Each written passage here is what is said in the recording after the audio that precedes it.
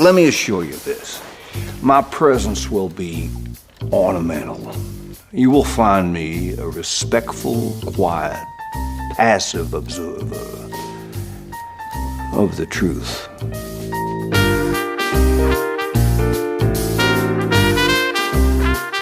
Hello, and welcome to another episode of Hollywood Gold. I'm your host, Daniela Taplin Lundberg, and I'm here with my right hand, Becca Camerata. Hey, Bex. How are you? I'm good. How are you? Oh, good. Good. I'm so excited about today's episode. We're about to explore the origin story of Knives Out with Ram Bergman, its lead producer.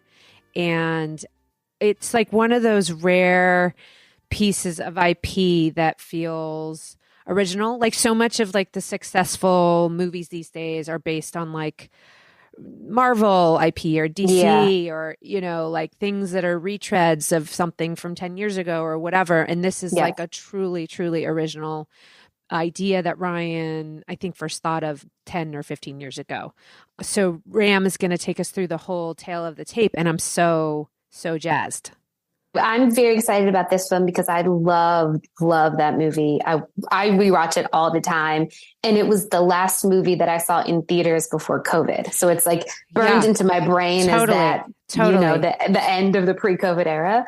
And it just blew my mind when I saw it in theaters. So I'm very excited to hear this. I know. And then like the follow-up, Glass Onion, you know, I think they shot during COVID and managed a whole other way of getting people into theaters while still making it with Netflix. So I think this producer, Ram Bergman, is like truly a Jedi, and I can't wait to get the details from him and how it all came together. So let's get going. Let's go.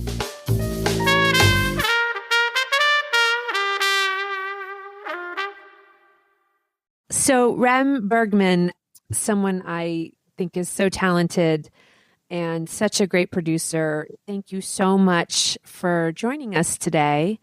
Today, we're going to do a deep dive into Knives Out, which is, it's sort of rare to have an original film these days that sort of launches a brand new franchise. Everything is based on something from the past, and it feels like you guys really sort of rediscovered the genre and killed it, literally and figuratively. So, Ram, my friend, it's so good to see you. It's been a while. Good to see you. Thank you for having me. Yeah. I'm excited to be on the show. Let's start from the beginning. What is your first memory of Knives Out? Where did the idea come from? You and Ryan Johnson have been partners, it seems, for many, many years. So you must have been there from the very seed of the idea. You know, I've been working with Ryan since 2002. When we met and started working on Break. So right, that was his first feature, yeah? That was his first feature. Yeah. And I remember hearing about the idea that he had, but I remember the first real conversation that stuck in my head was when we were in London in the production office prepping Last Jedi. And that little Star Wars movie you made. Yes. I remember him bringing it up and we were talking about it. I got excited about it. He was clearly excited about it, but it was just, is it something we should do? Is it a movie? Is it a mini series? All this stuff. But it was just like really an idea that he had been working for years. And what did he say to sort of hook you? Like, what was the thing? Was it he was pitching me. Thing? He was pitching kind of like the log line and whatever, and the genre and like doing it. And here we are, you have to remember, we are prepping The Last Jedi. So you're busy in your day to day. Yeah. You got other stuff going on. All the stuff you got going on with The Last Jedi. And that was it. We left it. The conversation was this, we left it. And then cut to probably a year or 2 years later, whatever, when we are in post on Last Jedi, we started slowly talking what's next. And I think we both right away said we should go and do Knives Out. We should go do something that's completely different than Star Wars. We should do something that's Ryan original. So Last Jedi comes out a few days before Christmas. 3 weeks later, 4 weeks after it comes out, we said, let's go to it was lunch or early lunch. Let's go together somewhere in Los Feliz and talk a little bit about Last Jedi. And then I say, okay, let's talk about how we make Knives Out, the next movie. And I literally remember we started talking about it, and I drew, or like I basically created a schedule. Okay. And I said, I would like to start shooting the movie in October 29. What year? We were 2018, right? We just came out. I said, we are in mid-January. And I said, I would like to shoot the movie on October 29. I figured the movie is not going to take us more than 8 weeks to shoot. Wait, October of 2019? No, October 29, 2018, the same year we were meeting. Even though there was no script. So you were like, in 8 months, we will be shooting or whatever. I said, yes. I kind of drew a schedule. I said, October 29 is the last day we can start shooting to wrap before Christmas. Okay. And both our birthdays are a day apart, like in December. He's December 17, I'm 18. And I said to him, my birthday present will be, I want us to wrap just before Christmas. No, stop. I said, so in order to do it, if you take 6-7 weeks before, we need to basically start prepping like in October, in September, mid-September. And what I want to do is I want to go to Toronto and take the script with an actor and whatever, and go and pre-sale international rights. And whether we keep US open or not, we'll decide. But that's what I want to do. So in order for us to go to Toronto and pre-sell the rights, I want to be able to get an actor. And in order to get an actor attached, we need a script. So we need a script I want to have a script by July, August at the latest. And so that means it really has 6 months to write it. And then we have to get right away an actor, and we have to figure out how we go and do this. Ram, this is so fucking Last Jedi. Like, speaking of The Last Jedi, that is so badass that Ryan was like, okay, yeah. Okay. So no, Ryan was saying, do you think I can do it? So yes, he's not, and anybody who read Ryan's scripts, they are very dense. Like reading script, they are very dense, and like his movies, it's like you have to watch them over and over and reading a script. Yeah. So, and layers. And the reason is it takes time. He doesn't write scripts so quickly. And as you see those movies, again, it's a lot of details. But I said, I think you can. And I said, we will start prepping without a script. We'll start working. We'll see how you do. And we'll start prepping and we'll roll the dice. We're going to put our own money into it. We're going to go and we're going to cash flow your money and Ryan's money? Ryan, yes. I said we will fund pre-production or whatever. Yeah, and when sure. we have the script and we got an actor, then we'll go to the market to Toronto and said, okay. So I sent him basically on his way to go do it. I said, you go, that's what you're going to go do. You're going to go write. And he started he writes on his notebook, right? He breaks down the script, he outlines, he comes up with the themes, but it's 90% of the work is what he does on his notebooks and everything else before he actually starts typing. So this was like mid-January. So in mid-March, I knew that majority of the movie takes place in a house. And we knew that it's probably going to be like New England house. So I start hiring people. I say, okay. Like crew? Like production designer? Like my line producer. Okay. Start hiring, people in the office. And I said, okay, let's start creating a budget. Assuming it's 40 days, somewhere in the East Coast. Maybe we can do it in England. Let's explore doing it in England and then go shoot a little bit exteriors in the East Coast. Maybe we can do the whole thing in the East Coast. Okay. Mm-hmm. Let's see where it is. I'm getting hives. Like I'm already stressed for you. I mean, I put myself through this all the time, but hearing you say it so calmly, like, we're just going to risk it all and we'll use our own money and see what happens. Yeah. Okay, keep going. I love it. That's exactly what we did. So we start scouting, we start doing budgets. And basically at some point, the more Ryan spent time, then I get more details. Okay, how many actors? Clearly, we have to cast the detective. We know we have to cast the detective. Everything is after that. And at some point, while he's still writing and we haven't read anything, I start hiring production designer. I started hiring clearly AD. Started hiring UPM. But no one's read the script. Everyone just read the script. Has the no one premise. read the script. But Ryan is what makes him unique. He's not only a phenomenal storyteller and a writer, he's even a better director. So he knows what he needs and he knows what he wants and he can communicate. So we go on the scout and we go to Massachusetts and we find the house that we think is the house. And don't know if we can get it, don't know if we can make the deal, don't know anything. But we say, this can work. It's not going to be enough. We continue looking for more houses. But at the same token, I realized, okay, I'm progressing. I'm getting closer to the date. And at some point, I think early July, where there's plenty more crew because there's production designer. Soon enough, I'm going to have to start building because I need stage. I need this. We get the script and I read the script and the script is great. Oh my God. The script is great, but there's work to do. Yeah. And he's not sure that he doesn't think the script is great. So we do some notes, I give him notes, some friends, close friends, give him some notes. He continued doing passes on the script. What month is this? This is still in July, I think. I love that you've just created this artificial ticking clock. You're just like, this is the clock. This is how we're going to get it. By the way, I just did the same thing I do for all the movies, right? There's no...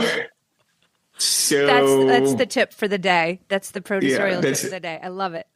So still doing the pass and we start talking about casting, like different ideas or whatever. We bring Mary, our casting director. Mary Vernew. And at the same time, Mary Vernew. And then at the same time, we are progressing, prepping, right? Okay. Ryan and I are cash flowing the pre-production. Now, Ram, when you say more... that, like literally from your own bank accounts, have you okay. It's not like you have a fund or anything. You're just like, okay. There's no fund. We just let's okay. It's fun. I love it. And I always explain, Ryan is not motivated by money. We bet on ourselves. We always bet on ourselves. Most of the time or all the time, it paid off. It works. Take the risk. And the other thing that I'm doing at the same time is my plan was to go get numbers on international and to see what the movie is, right? What the value of the movie is.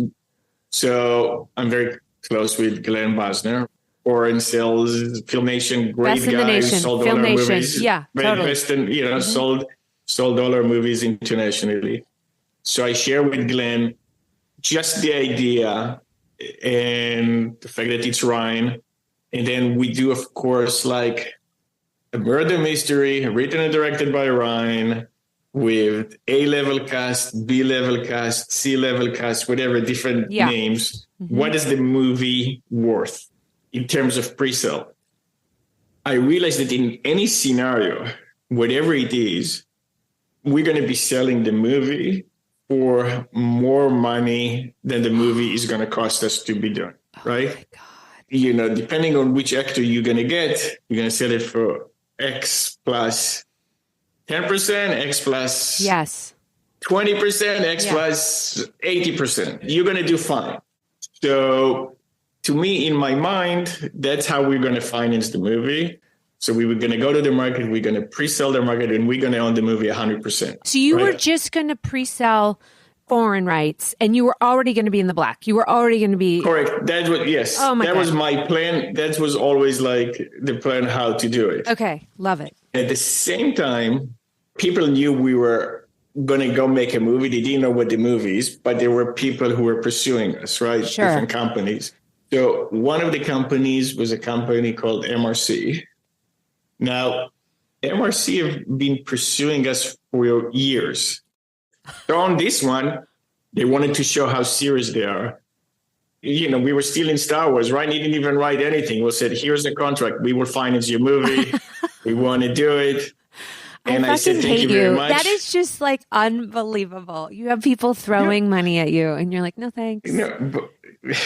So I say, no, thank you. Yeah. Not interested. I don't need the money. I'm going to go sell it internationally. And we want to own the movie. But then we started getting together once every month.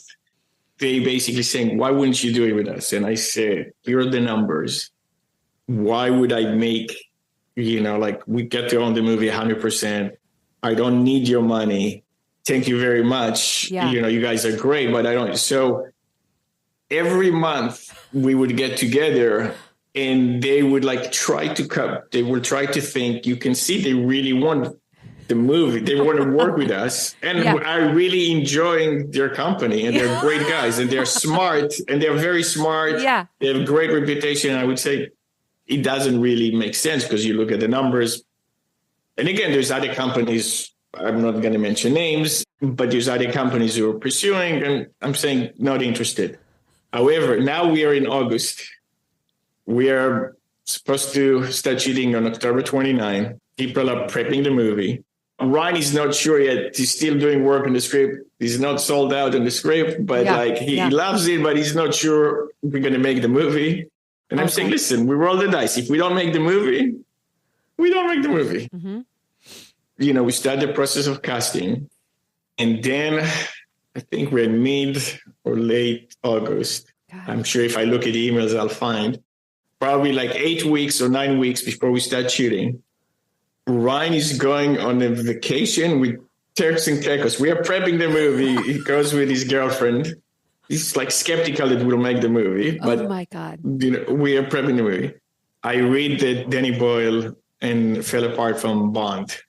So I emailed Brian Lord, who's our agent, and he's Daniel Craig's agent. And I said, Daniel, ? 2 days later, I called Ryan. I said, I arranged you a boat from your island to come to go get you to whatever, to Florida. You're going to go fly to New York. There's a car is taking you to some upstate New York to meet Daniel Craig. And basically they have a great meeting. And I swear from that email, 3 days later, Daniel is in, right?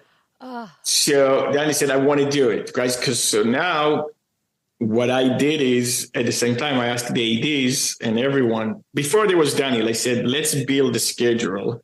So whoever is going to be the detective, you build it around their schedule. So if the shoot is 8 weeks, let's make sure that person, see if we can get them in 6 weeks.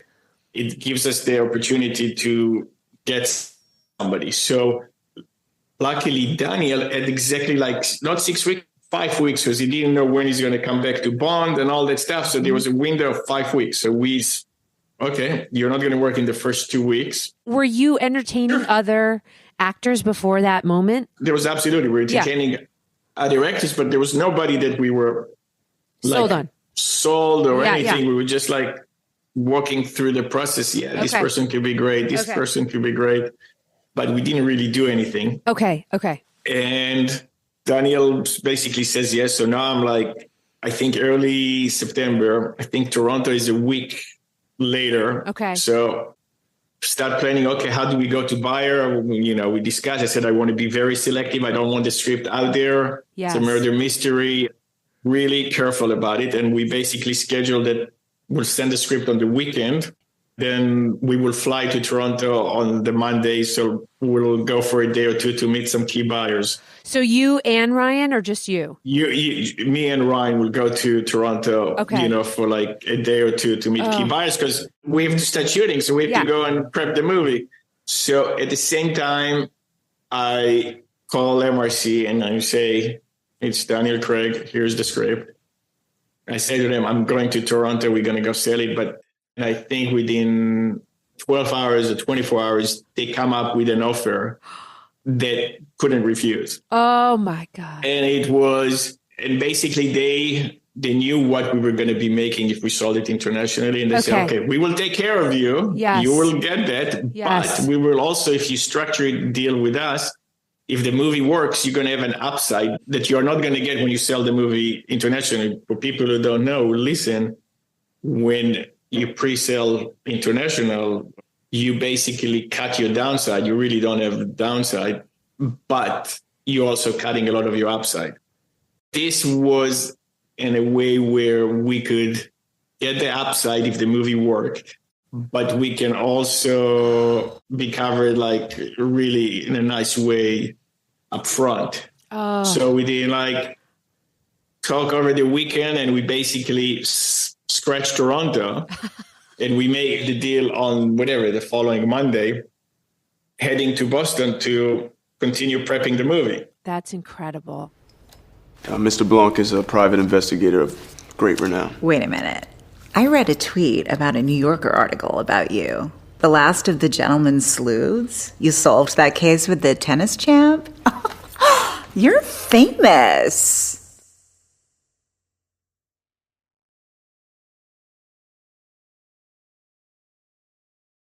Strange case from the start. A case with a hole in the middle. A donut. So MRC committed basically that they would finance the movie, and we knew that we would want to find a distributor, ideally before we start filming, so we can have a partner and we can start discussing how to release it, and we can do certain things while we're shooting. And we knew we really felt that the movie should be released in Thanksgiving the following year. So while we start prepping the movie, and then you start, okay, we have to build the cast. We have to build the rest of the cast. And the trick part with building the rest of the cast was you already build your schedule around the character of Daniel Craig. So it's hard for you to build it around other actors for the ensemble. So part of the trick was we would go one at a time. We wouldn't go to 2 or 3 actors. We'd go one actor at a time for one role at a time. Once we liked the person, again, we're like a puzzle. There was pictures in my office in Boston, and okay, who matches with who looks good with what, like how does that work? But like also once you locked one, each one had like their own schedule issues. Once you committed to one and you committed to make their schedule work, it makes everyone commit to somebody else's schedule an issue. It was a crazy puzzle to figure out everyone's schedule. And while we're dealing with casting, we had to go and start looking for a distributor. So we came back to LA like a week before we start filming, or like 9 days before we start filming, to meet distributors. Okay. Some distributors were interested and some not. Some studios like, we don't understand, like, who's going to go see a movie that takes place in one house? It's a murder mystery. And like, why are you making this movie? This is not, this is like specialized movie. People would start, different studio executives would start asking how this movie is going to look, what it's going to sound like, what basically had very skeptical about the movie. Even people who knew were like big fans of Ryan. Interesting. And whatever, they were like, and knew it's Daniel Craig. And by that point, they knew most of the cast. They were like, but we do the meetings. And then I think the last meeting was Lionsgate.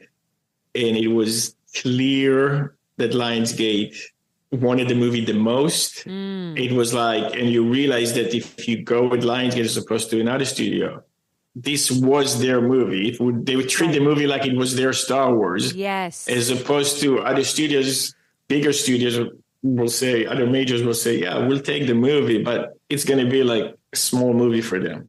It's not a DC movie. It's not whatever. Mm-hmm. And so it was clear. And it was a good lesson. You should always go with the people who want it. The people who want it the most, we go with Lionsgate. And then the other big thing that we had to figure out was who is going to play the lead female role. You hadn't cast her yet. Anna. Okay. We haven't cast. We cast her, I think, and you knew that the whole movie is dependent on the shoulder of whoever is going to play that role. So we've done tons of auditions, read people everywhere, and brought people. And eventually, I think we flew Anna. She just wrapped the movie in South America, but then she went to Italy to shoot some commercial. And I think we flew her. It was a week before we started shooting, 8 days before, to come and read in Boston. And as soon as she read, we said, this is the girl. Go back to LA, come back in. You have to go to LA, come back in 2 days, and you have to start rehearsing the costume. But it was crazy that the whole movie wasn't about Daniel Craig. It was who is going to be that hinging girl. on her. What was it Hinging on about her. her? I'm so curious about her, like, obvious star power, because I know, like, she barely could speak English 5 years ago.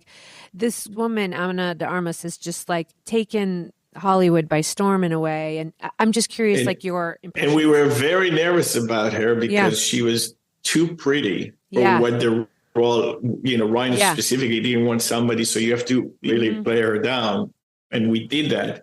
But honestly, the thing was you realized that she had the chops and there was something so likable about her. Yeah. And you would feel for her. And that was it. And that she was a really good actress.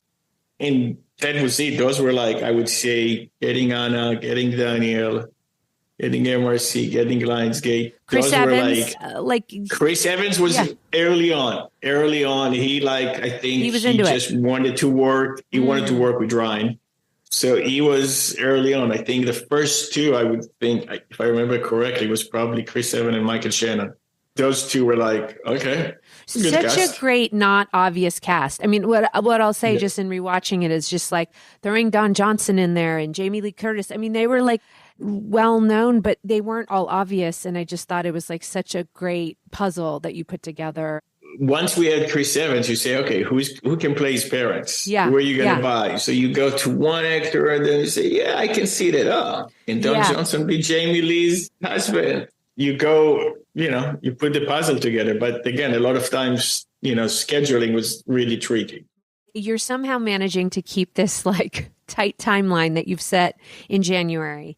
What do you remember about the production, like the actual shooting of it? Was it very smooth? I always love that. I don't want to jinx anything, but Ryan Johnson's films are very, very smooth. I'll give you an example. So we were like 9 actors. It's a big ensemble, which I was very nervous about the egos of everyone. So I had to get 9 single trailers. Right. And it's like 9 single trailers. It's a lot of trailers. Oh, my God. And we didn't shoot the whole movie in the house, but we shot a few weeks in the house. And we had to park it probably like 200 yards from the house. And I swear to God, 9 out of 10, most of the time, the actors never left the house. They never went to the trailer. No. They just wanted to hang together. One big reason is Ryan. The other reason, I think, was Jamie Lee. She was able to... She's so warm and fun. She was so warm and fun. And then Daniel, basically decided to stay on the set. And, everyone was having fun together. They were all sharing stories from their past. And you can see those people was just having fun together. Oh, my God. When we were doing Glass Onion, I remember the line producer there, Tom, and said, we need to get, again, 9 trailers. And I'm saying, we're in Greece, in the most gorgeous place. Nobody's going to go to the trailers. I'm telling you. And it's a nightmare to bring the trailers to where we were shooting. They were just going to hang. And it cost insane amount of money just to figure out how you get so many trailers and get them on this hill where we were shooting so high and find a place to park. I said, it's going to be a waste of money. Ram, just to explain to our loyal listeners, the concept of star trailers, right? Like if you give Daniel Craig a star trailer, then you have to give Chris Evans a star trailer, and everyone who's watched. It's all contractually. Some you do, some you don't. Yeah. But the conceit of this movie, or the way we build it, is that everyone is going to get the same thing. Okay, got it. Everyone is going to get treated the same. Like the top 9 actors, they all have the same. They get treated the same. They have the same trailers. Yes. They have the same everything.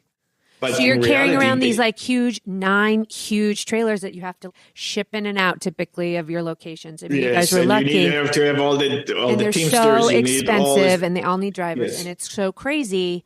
But the other part of it is that if you have all your actors going to sit in their trailers, sometimes they take a while to get back to set. And that will often waste so much time in your day because you're waiting for your actors to come out of your trailer. So what you're describing is a miracle and like so amazing. It is a miracle, but that miracle happens on Ryan's movies. He's the nicest human being. It sounds like Camelot. Also, like I just want to visit.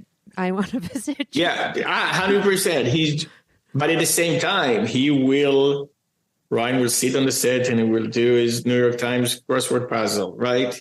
He directs and controls every element and knows what, and be able to communicate to each department. At the same time, because he knows what it is, he can be very relaxed and he can just hang and talk to crew.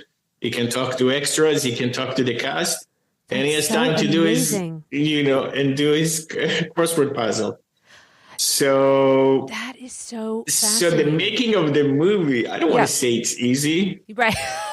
But it is very relaxed because you feel relaxed because you know that there's somebody there on the top who knows what he wants and he can communicate it, and you know that people are going to follow. So we shot on schedule. We hit the same crazy schedule that I drew in January to the T. Oh my and made a movie. There was no dramas, pure love. Nothing major that didn't work out, except it was, chilly. It was chilly. It was chilly. I don't like the cold, so it was chillier than expected and earlier than expected in Massachusetts. Oh my God! And Ryan wanted the fall movie, and we got a little bit of winter, so we had with visual effects later on to clear snow that was on the ground. Okay. But other than that, there was really no dramas. So you finish production, it's like a dream. And then you get into the edit. Does the film sort of come together really easily? So again, usually like Ryan's movies, and especially the previous two, whether it's Last Jedi or Looper, those were like complex and big movies. You have so many visual effects, not just the visual effects. You have like so many storylines that you have to figure out how to make them work, and it requires a lot of work editorially. This I felt because the script was so tight, it will fall into place pretty quickly, and I was glad to see I was right. Within like 10 weeks, we have an editor, Bob Ducey, that we've been working since Looper, and he's like the best editor anyone can dream of. But also during the shoot, Ryan was cutting with Bob. We brought Bob and Sam, our assistant editor, to Massachusetts, and we built a cutting room in our office, and Ryan would go after filming, and we will look at cuts, and they will edit stuff, and then we'll say, maybe we should reshoot something, we should pick it up. So a lot of the stuff we would do it with Bob all the time. We would either pick up stuff that we think we missed, or we should reshoot some stuff. So Bob and Ryan discuss and look, and then they go and they clean. Or there's stuff that we leave, we say, main unit shouldn't shoot this. Let's bring them after we wrap. Let them go and shoot those inserts. Ryan can direct it. So then we go into cutting room. Ryan, after 7-8 weeks, watch the movie. The movie feels pretty good, but you have no idea, the movie works, but we have no idea how great the movie or how people are going to respond. And then we start doing our test screenings for family and friends. Once we get to a certain point, we do those almost every week, right? We would bring 10 people to the room. They would watch, get their notes, see they like, they don't like, respond, not respond, understanding, not understanding, pacing, all those things. So we do this for probably another 8 weeks or whatever. Our post-production, generally, I'm very generous. There's no limit of time. I don't care what the schedule, what the budget. It can take 50 weeks. It can take a year and a half. I don't care what it is. So because you're just like, it has to be right. That's it just has to be the best. Yeah, it's like it has to be good. So we go through that process and then say, let's have a test screening. And we decide to have a test screening somewhere in Orange County But for people who don't know, usually when you test screen a movie, you say, this is the name of the movie. You say, in order to recruit people, I want the storyline and who are the cast so you can recruit them. We decided to do it what we call blind, because I did not want people to know that we are testing the movie. We did not want to say what the storyline is. Okay. And so we just said it's a murder mystery. Definitely did not want Rian Johnson. So you don't know what group of people you're going to get. They just kind of prepare you. You're going to go test the movie and it's blind. So it's usually you're going to get the score, whatever the score is, it 80, 90, whatever. This is probably going to be 10 points less because it's blind. So don't worry about it. Let's just see how the movie works. So we go, and it's the first time we screen, and we see with like 300 people or whatever. And the movie plays insane. People are laughing throughout. They're cheering. They're talking to each other. What you hear people. Oh my God! I just got the chills. And you say, "Holy shit!" What you had no idea, because until then we've just been screening it to 10 people at a time in a room. You can never recreate whatever that screening was. That screening was insane, and we're like, "Oh my God, this was insane!" And then you go and you look at the score. And you say, holy shit, I think it was 94. I don't remember what the score was. But, it was big score. Our listeners know that doesn't always happen, yes, proper. It's rare 90s. and whatever. Yeah. And then we say, is this real or this was a fluke? Let's go and test the movie somewhere else. So we, I think, decide to take it to somewhere completely different in Texas. I can't remember where we went, but we said, we don't think this movie is going to test so well here, but let's see how it is. And then we go in and the movie plays exactly the same. And we say, holy shit, maybe we have something special here. God, you're not much of a detective, are you? Well, to be fair, you make a pretty lousy murderer.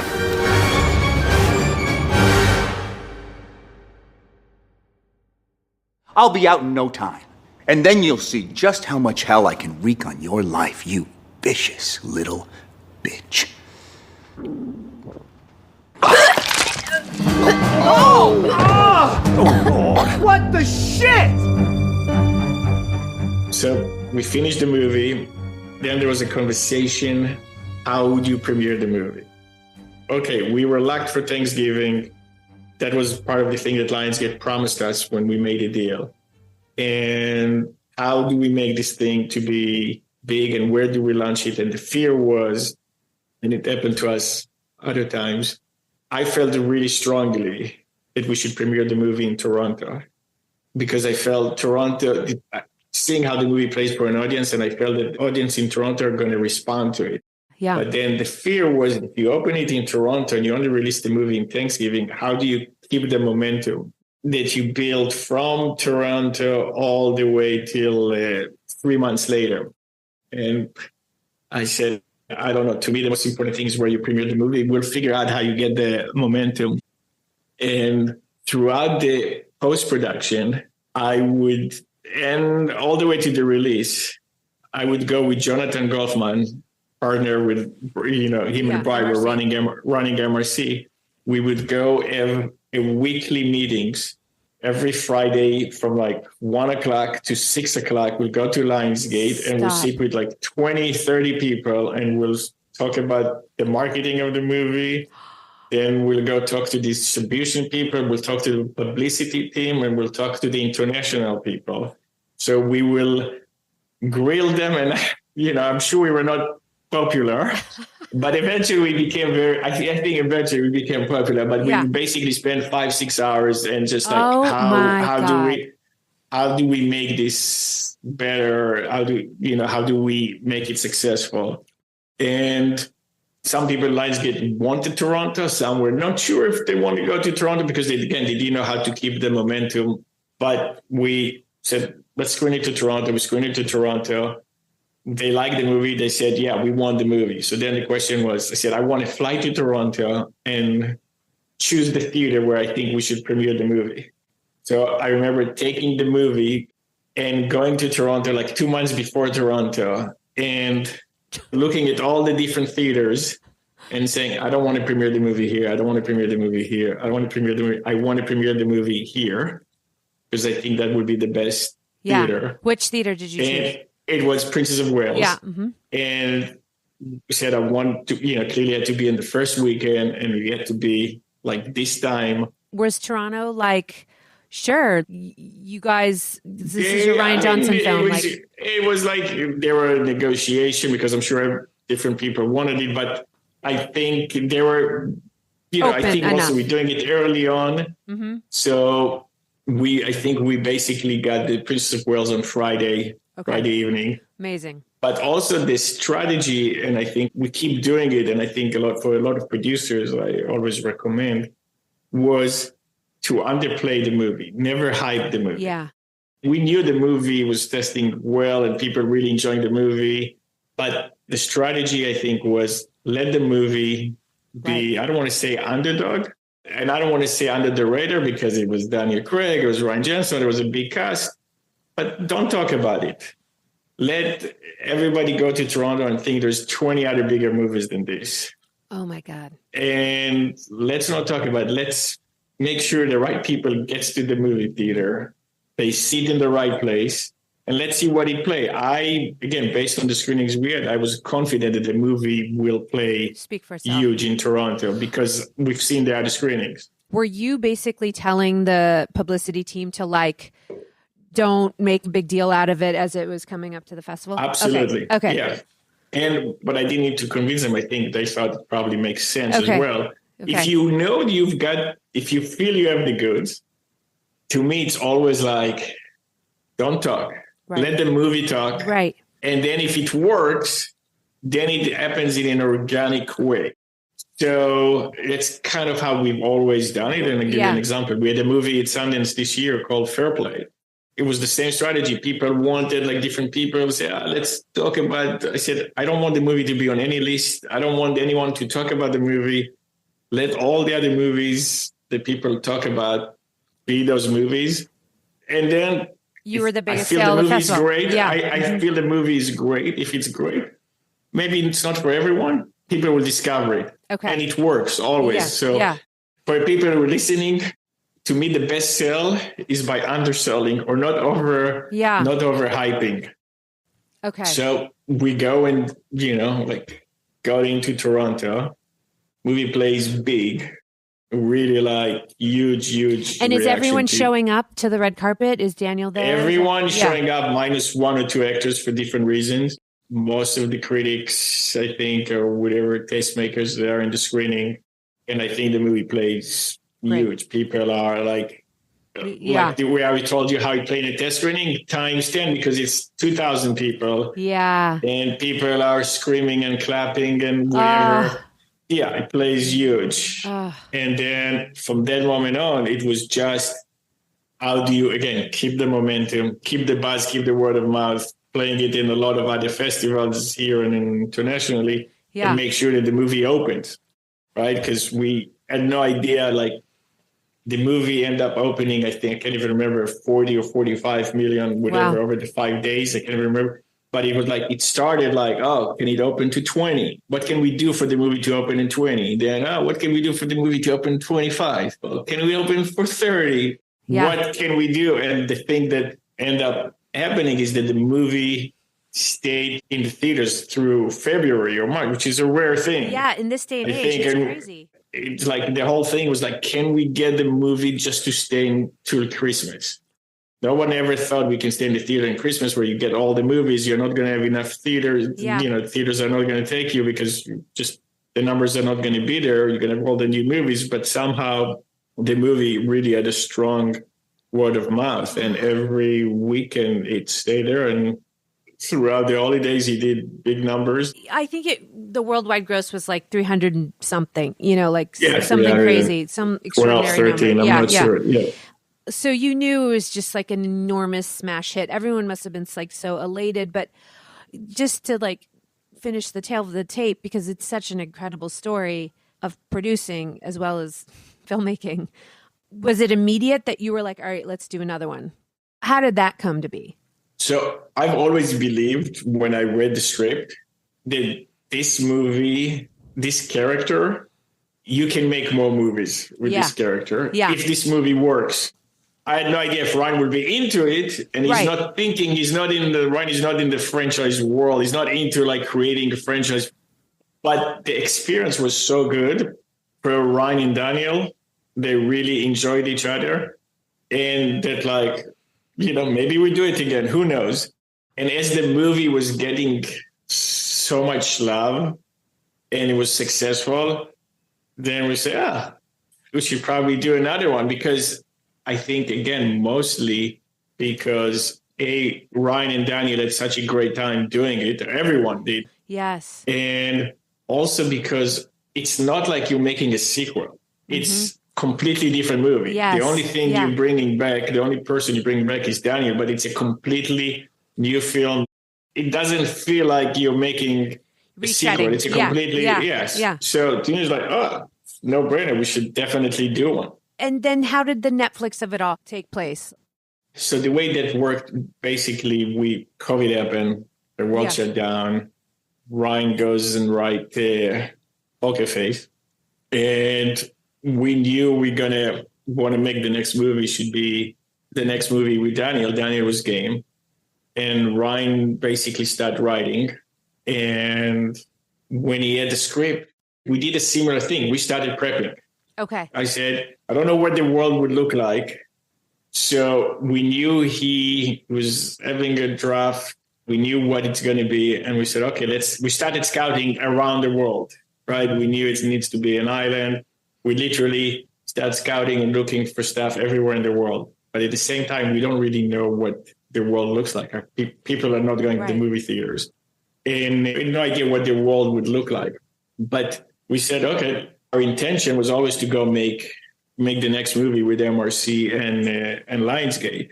But as we progressed, and again, Ryan has the script now, and we know he has Daniel, and we are fully prepping the movie. This time we are prepping around the world. We are prepping in Greece and in UK and in Belgrade. It's a much bigger movie, right? It's a much bigger movie across the board. And we have no idea what the landscape looks like. There's no theatrical yet. Nobody's going to the movies. You're in the middle of the Delta.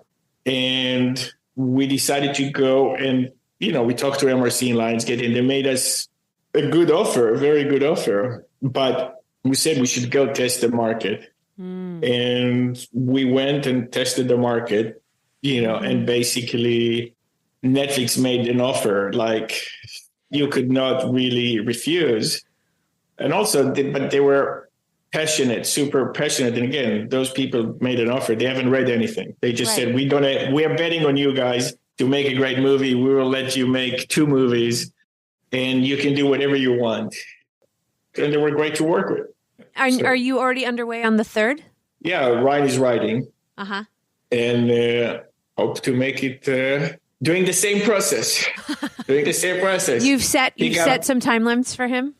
Yeah, absolutely. Literally. When are you going to be shooting this? Again. I know. I'm not going. I can't share. Okay. But we are basically. I said, okay, this is when we want to release the movie. Then we go backwards. This is the latest we can start shooting. Therefore, this is where I need script, so we can start casting and do all the other stuff. That's the process. You're such a Jedi. I really have taken so much from this. I really cannot thank you enough for this, literal. I don't think it's that complicated. No, I know. I mean, I can tell you don't, but it's it's Jedi stuff that only through experience and, doing things right and doing things wrong, do you get a playbook. To me, why it doesn't feel is the experience, right? If you've been doing this for many, many years and you can anticipate, you already know where you need to be and all the steps and what it's going to take to get there, then you feel comfortable and said, I know other people, when I tell them that, other producers, they think I'm crazy. But you're going and you start prepping a movie without having any financiers and you're putting your own money. And then when you're only doing it, you only have 6 weeks to start shooting and you don't have cast and it sounds like so crazy to them, right? It's just like if you know all the steps and you know what you need to do and you've been there. And you have somebody like Ryan, and you're willing to take risks. Totally. That's the thing. And the risk is what gives you eventually the leverage to, if you've been successful, it's what gives you the leverage to go negotiate deals a certain way and do certain things. The ability to say, I'm going to take the risks. And some people, you grow up in this business and you hear people telling you, you should never put your own money into something. And I'm like, that's ridiculous. You don't put your money, no risk, no upside. Yeah. That's basically, or much less upside. Yeah. So, well, I take all the risks and don't benefit enough from it. I put a lot of my company's money into things to get things going. And, it's like that train leaving the station thing. If the train's not leaving the station, there is no reason for people to act. And so you have to just be like, yeah, we're going. And that often gets this business like off its ass. But I feel like you've really figured out how to like benefit from the upside. So that's why you're like Yoda to me. And I really think that you're incredible. Ram, that's just one tale. We could do many, many others, but that's all we need for today. Was that fun at all? Like to walk down memory lane? Yes. I'm trying to think if I missed anything, but listen, this movie and really anything you work with Ryan, it's fun 24/7. You work with a person who is gifted, but also the nicest human being. You wake up every day. I'm happy human. Life is good. What an incredible partnership. It's so great. It's so great, Ram. And you're so great. And he's lucky to have you too. So thank you for doing this, Ram. And good luck with everything. Sounds good. Okay. Okay. I'll talk to you. Bye.